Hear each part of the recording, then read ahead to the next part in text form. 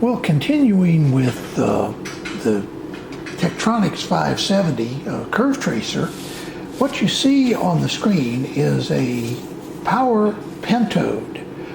Now, the difference between a Pentode and a power Pentode is a power Pentode is designed to deliver large amounts of power, for example, in an audio output stage.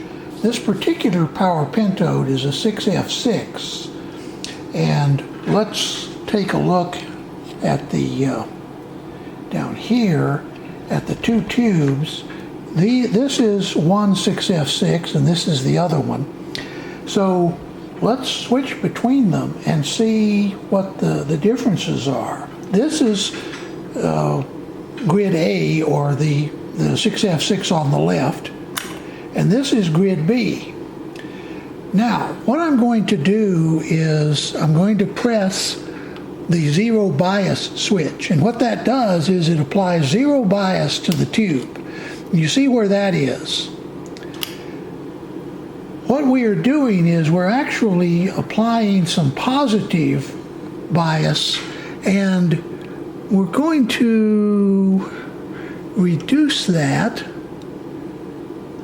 What I'm going to do, I'll explain later why I'm doing this, but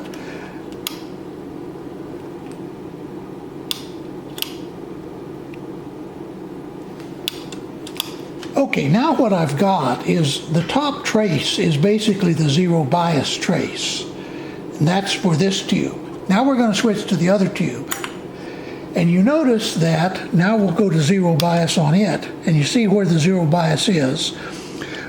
We'll talk about that in a minute, but before I come back to that, I would like to answer a question that a viewer had, or actually a student had, about some earlier issues that I've talked about under this 570.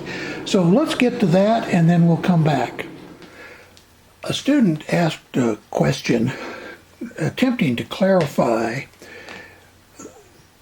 the measurement of vacuum tube characteristics off of a plot like this, like the type of plot that you can display on the 570. And so I've reproduced this this figure from an RCA tube manual. This particular one is for a 6BN4, but everything that they point out applies to all, in this case, triodes. It also applies to pentodes and tetrodes as well, but basically the same idea. The question that was asked is if I could clarify a little bit how you measure the amplification factor and the mutual conductance. Mutual conductance is the ratio of plate current to grid voltage. Amplification factor is the ratio of plate voltage to grid voltage. So notice they both involve grid voltage as an input. One involves changes in plate voltage, which is along this horizontal axis. The other involves plate current, which is along this vertical axis. So I've shown in red here how you would, for example, measure the amplification factor. Notice that this curve is the minus 2 volt grid voltage line, and this curve is the minus 4 volt line. So what you would do is you would move along the constant current line. In this case, that's 80 milliamperes, from one grid voltage to the other. You would then get an amount of change in the plate voltage. In this case, it's from about 230 or 240, maybe 210 volts, I guess, up to a little over 300 volts. That would be the amplification factor. So it's the change in plate voltage divided by the change in grid voltage with the plate current, that is this being held constant. Similarly, the mutual conductance is determined by holding the plate voltage constant varying the grid voltage, and once again from -2 to -4, and noting how big a difference there is in the plate current. In this case, this is looks like that's about 30 milliamperes, so that's maybe 30, that's 15, 17 milliamperes here versus about 5 milliamperes down here. So a change in plate current divided by the change in grid voltage, once again -2 to -4, is the mutual conductance. Now, in case that you're looking for some references, one reference that is available online and contains a wealth of information on vacuum tubes is this book. It's called the Radiotron Designer's Handbook. It was republished by RCA, and there are copies available online. One place is the American Radio History website. Another source of good information is a set of books that were published by McGraw-Hill called the Electrical and Electronic Engineering Series. This particular book is a book by Frederick Emmons Terman. It's called Electronic and Radio Engineering. There are a number of others. Unfortunately, I can't find that book online. Nor can I find this book, which is Fundamentals of Electron Devices by Carl Spangenberg. But there is a book by Spangenberg in this same series called Vacuum Tubes that is available online, so you might want to look for that one. A couple of other books that you might find useful. One is by Roger Millman that is called Vacuum Tube and Semiconductor Electronics by Jacob Millman. And the other one is Fundamentals of Vacuum Tubes by Eastman. Those are all in the McGraw-Hill series, and they're all excellent texts on vacuum tubes and how they're made and how they're used and so on. So I'm now going to turn to a section out of this book by Terman, and specifically I'm going to be, as an introduction to the next section, going to be referring to this figure up here, which I'll show you in a minute. At the end of the last video, that is the immediately preceding one on experiments on the 570, I talked about the fact that in addition to using a pentode with a suppressor grid, another way to suppress the effect of secondary emission is to use a beam forming approach. And so this chart, and I reproduced it here, maybe show you a little better what is going on there.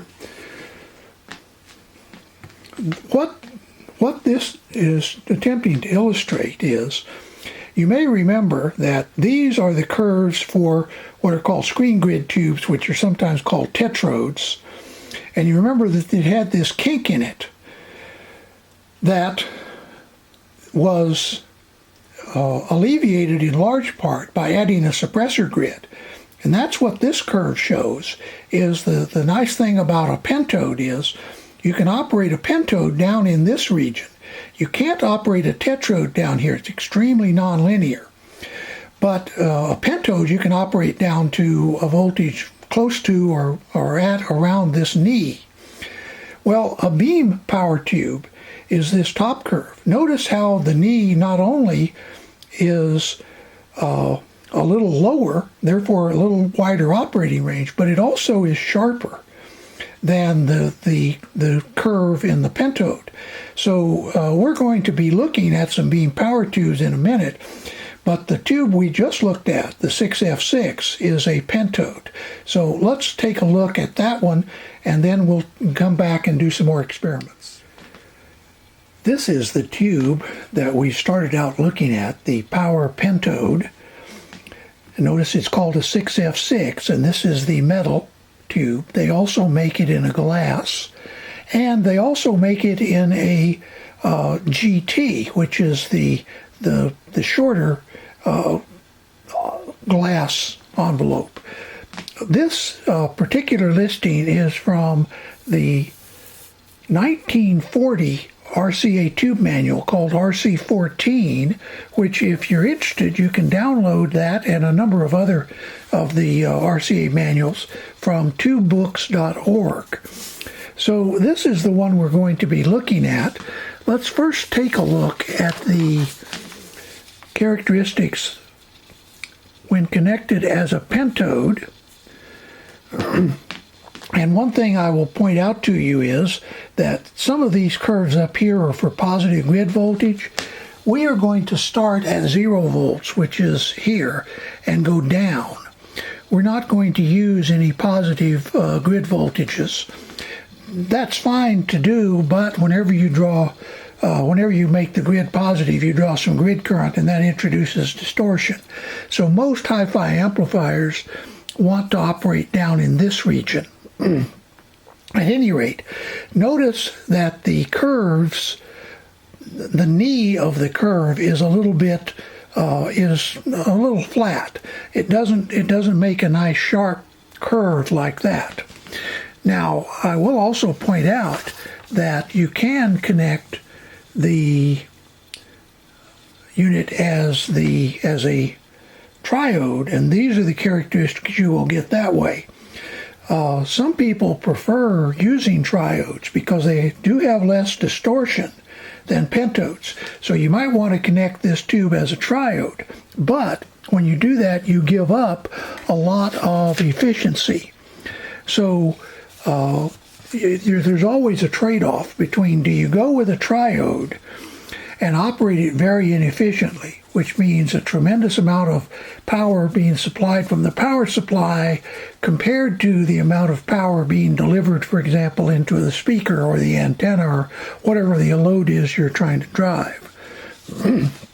So that is the tube that we are going to look at, that we have looked at already.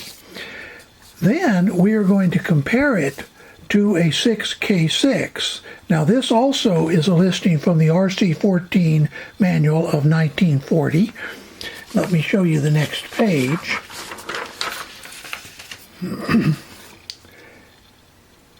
It is here. And once again, as I say, this is the 6K6, but the one that we're actually going to be using is a 6K6 GT, which is this tube down here. And if we turn over a page or so, well, I think that's as far as we're going to go on this one. So let's now go back onto the 570 and compare the 6F6, which is a few tubes back here, this one, with the 6K6, which is this one. Okay, this is the 6F6 characteristics, and notice that the curve here is gentle. It's not a sharp curve. And now we're going to go to the 6K6. I think I said this is the 6F6. There's the 6K6 with the same basic. Let me move all this back down to the 0 line. And here once again is the 0 bias point. So 6K6, 6F6. Now a 6K6 is a power pentode, very similar to the 6F6. The main difference, if I remember right, is the heater current is a lot lower. Let me see if I can confirm that. Yeah, the first one, the 6F6, this one has a heater current of 0.7 amperes at 6.3 volts. The 6K6 has a heater current of 0.4 amperes. Otherwise, they're fundamentally interchangeable. Now, there are differences in characteristics, and one of the reasons that they brought out the 6K6 was to provide a power pentode that didn't draw as much filament current. So now we are comparing the 6K6, which is, as you recall, a power pentode, with a 6V6, which is called a beam power amplifier. Notice the 6K6 has that rounded knee. The 6V6 now, notice how much sharper it is. This is a superior tube because not only is the slope of this line lower so that there is less change in current for a change in plate voltage, but also the transition from this region to the operating region. And remember, we want to operate these tubes in this area. We don't want to operate down here because we get very nonlinear operation. But this nice sharp knee is a characteristic of a beam power tube that was an additional advantage. So not only did they solve the kink problem with tetrodes with the beam power, but they also were able to improve on the Pentode, which had a roll-off in its plate characteristic, unlike the beam power tube. The ideal, of course, would be that it runs up here to the proper plate current and then goes across. In other words, a square. This is a Pentode. This is a beam power. So I hope that gives you an idea of what the characteristics of these tubes are and how you can learn using a curve tracer like the 570 to interpret these characteristics. Now, I've concentrated entirely on plate characteristics, that is grid voltage, that is steps, versus plate voltage along the horizontal axis and plate current along the vertical axis. You can do other things. For example, one of the things you can do is you can switch from plate voltage to screen voltage and to grid voltage. Now I'm going to also switch, instead of displaying on the horizontal the plate, I'm going to display the grid.